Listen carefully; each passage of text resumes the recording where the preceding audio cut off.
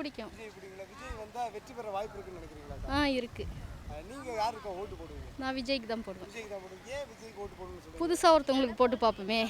எப்பயுமே போடுறவங்களுக்கே தானே போடுறோம். புதுசாக வரவங்க வரட்டும். ஆனால் விஜய் ஜெயிக்கவே முடியாது, அதுக்கு எதிராக பெரிய பெரிய கட்சிகள்லாம் நிற்குன்னு சொல்கிறாங்க. எப்படி பார்க்குறீங்க? ஜெயிக்கட்டும் ஜெயிக்கல, நம்ம போடுறத போடுவோமே.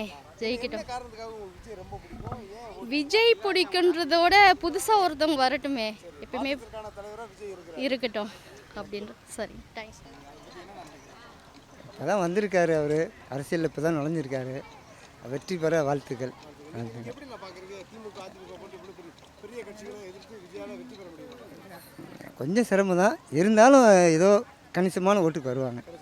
ஆனால் ஒரு விஜய் எப்படி ஒரு தாக்கத்தை ஏற்படுத்துவார்னு நினைக்கிறேன். ஏன்னா இவ்வளோ பெரிய 2 அரசியல் கட்சிகள் பெரிய பெரிய கூட்டணி வச்சுருக்காங்க. இன்னும் விஜய் பெருசாக கூட்டணியை அறிவிக்கிறார். ஆமாம், கூட்டணியோடு வச்சாங்கன்னா ஓரளவு வாங்க சான்ஸ் இருக்குது. எந்த குடும்பம் கேட்டாலும் விஜய்க்கு குடும்பத்தில் நார்மலாக ஒரு ஓட்டு இருக்குது. அது எப்படி பார்க்குறீங்க? அது ஓட்டு லேடிஸ் ஓட்டு அவங்களுக்கு உழவு கண்டிப்பான முறையில்.